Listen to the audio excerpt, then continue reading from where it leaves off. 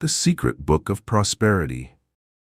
Hidden within the stone walls of forgotten monasteries and sealed beneath the flagstones of ancient guild halls lie the most closely guarded secrets of material abundance. These are not mere accounting ledgers or trade agreements, but sacred texts that reveal the mystical mechanics of wealth creation. Knowledge so powerful, it was deemed too dangerous for common minds. The Venetian cipher? In the shadowed archives of the Doge's palace, beneath layers of maritime dust and diplomatic silence, once lay the Libro d'Oro Mercantile, the Golden Book of Commerce. This was no ordinary merchant's handbook, but a mystical codex that revealed how the Republic of Venice commanded the trade routes of the known world for over a millennium. The book contained more than shipping schedules and currency exchanges. Within its illuminated pages were encoded the sacred mathematics of market manipulation, the celestial timing of trade ventures, and the alchemical formulas for transmuting copper coins into ducats of gold. Each page was written in a cipher known only to the inner circle of the merchant council, passed down through generations like a religious sacrament. Marco Polo's family, the merchant princes who opened the Silk Road to European eyes, possessed fragments of this knowledge. Their wealth came not merely from brave exploration, but from understanding the mystical correspondences between earthly commerce and cosmic law. They knew which phases of the moon favored negotiation, which planetary conjunctions blessed new ventures, and how to read the subtle energies that flow between human desire and material manifestation. The Templar Treasury Scrolls. When the Knights Templar were dissolved in 1307, their vast banking network, which had financed kings and funded crusades, vanished as if by sorcery. But the true treasure was never their gold. It was their Codex Thesauri, the Treasury Codex, which contained the mystical principles that had allowed a military order to become Europe's first international banking system. These scrolls, written in a combination of Latin, Hebrew, and ancient symbols derived from Solomon's temple, revealed that the Templars understood money as a form of crystallized spiritual energy. They practiced what they called sacred usury, the art of making money multiply through alignment with divine will rather than mere calculation. The Codex spoke of the 7 seals of abundance, mystical states of consciousness that, when properly activated, would cause wealth to flow toward the practitioner, like iron filings to a lodestone. Each seal corresponded to a different aspect of material manifestation: vision, faith, action, patience, gratitude, circulation, and transcendence. Jacques de Molay, the last Grand Master, was said to have concealed the most potent sections of the Codex before his execution. Legend holds that these pages were smuggled to Scotland, where they became the foundation for certain secret societies that would later influence the banking houses of London and Amsterdam. The Guild Masters' Grimoire. Throughout medieval Europe, the most successful craft guilds possessed what they called libri secretorum, books of secrets, that contained far more than trade techniques. These grimoires revealed the spiritual dimensions of commerce, teaching that true prosperity required mastery over both material and invisible forces. The Medici banking family's rise to power was built upon such a text, inherited from Florentine wool merchants who had discovered the manuscript in the ruins of a Roman villa. This particular codex, known as the Mercurius manuscript, taught that wealth was governed by the same principles that alchemists used to transmute base metals. The manuscript revealed the doctrine of sympathetic commerce, the understanding that like attracts like in the realm of trade. A merchant who cultivated gold consciousness would naturally attract golden opportunities.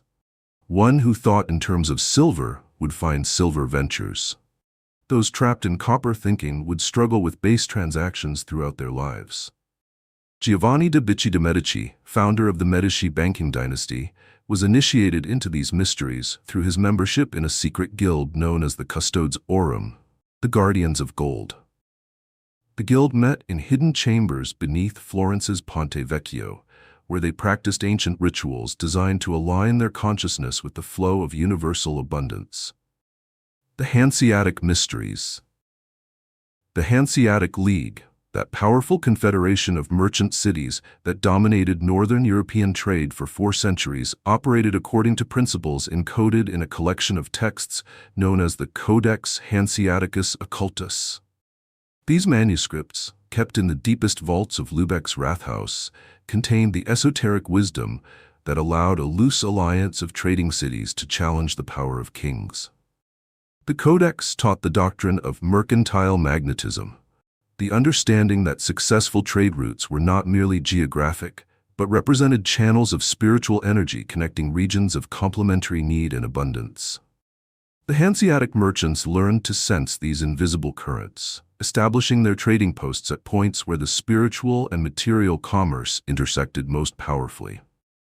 Bernd Notke, the merchant prince of Lübeck, was said to possess the most complete copy of the Codex. His vast shipping empire was built not on superior vessels or better maps, but on his ability to read the subtle signs that indicated when and where profitable ventures would manifest. He could sense the approach of favorable winds weeks before they filled his sails, and knew which ports would welcome his goods before his ships appeared on the horizon. The Fugger formulas. The House of Fugger, whose wealth at its peak exceeded that of entire kingdoms, possessed perhaps the most sophisticated understanding of mystical commerce ever recorded. Their private library in Augsburg contained a collection known as the Thesaurus Mysticus, the mystical treasury, which revealed the deepest secrets of abundance manifestation. Jakob Fugger, called the Rich, understood that true wealth creation required what the manuscripts termed temporal alchemy, the ability to perceive and manipulate the flow of opportunity through time. The Fugger formulas included precise calculations for when to buy, when to sell, when to lend, and when to call in debts, all based on the subtle rhythms that govern the expansion and contraction of material abundance. The family's mining operations, which extracted silver from the mountains of Tyrol and Bohemia, were guided by principles that combined geology with astrology. They knew that certain celestial configurations would reveal the location of ore veins and that mining commenced during specific lunar phases would yield greater treasures. The encrypted wisdom? These forbidden codices shared certain fundamental principles encoded in symbols and ciphers to protect them from profane eyes. The doctrine of circulation: wealth must flow to grow. Those who hoard create stagnation. Those who circulate with wisdom create abundance. The texts described money as a form of spiritual blood that must move through the economic body to maintain its vitality.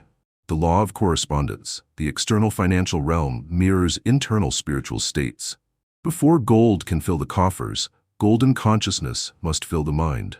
The manuscripts contain detailed practices for cultivating what they called auric awareness, consciousness aligned with the frequency of abundance. The principle of sacred timing: all material manifestation follows cosmic rhythms. The codices contained elaborate systems for determining the most auspicious moments for different types of commercial ventures, based on planetary positions, seasonal cycles, and subtler energetic patterns. The mystery of magnetic attraction: like consciousness attracts like circumstances. The texts revealed specific meditation practices, visualization techniques, and ritual observances designed to align the merchant's awareness with ever greater levels of prosperity. The hidden transmission. What made these texts truly forbidden was not their commercial value, but their revelation that material abundance is a spiritual discipline. They taught that wealth creation is a form of practical magic, requiring the same dedication and inner transformation demanded by any mystical path. The merchant princes who possessed these codices understood themselves not as mere traders, but as economic magicians, practitioners of an ancient art that bridges the visible and invisible worlds. Their counting houses were temples, their ledger books were sacred texts, and their commercial activities were forms of spiritual practice. The lost knowledge. With the rise of mechanistic thinking and the decline of the guild system, these mystical approaches to commerce were gradually forgotten. The sacred dimension of wealth creation was dismissed as superstition, and business became purely material manipulation, divorced from spiritual understanding. Yet fragments of this ancient wisdom survived, passed down through secret societies, hidden in alchemical texts and encoded in the private papers of banking families. Some say these teachings still circulate among certain financial dynasties, explaining how some individuals and institutions seem to possess an almost supernatural ability to generate wealth, regardless of economic conditions. The Eternal Principles. The forbidden codices ultimately revealed that prosperity consciousness is humanity's natural inheritance. The elaborate rituals, complex calculations, and secret ceremonies were merely training wheels, methods for awakening an innate capacity that lies dormant in every human soul. The greatest secret contained in all these manuscripts was perhaps the simplest, that abundance is not something to be captured from an external world of scarcity, but something to be expressed from an internal reality of infinite creative potential.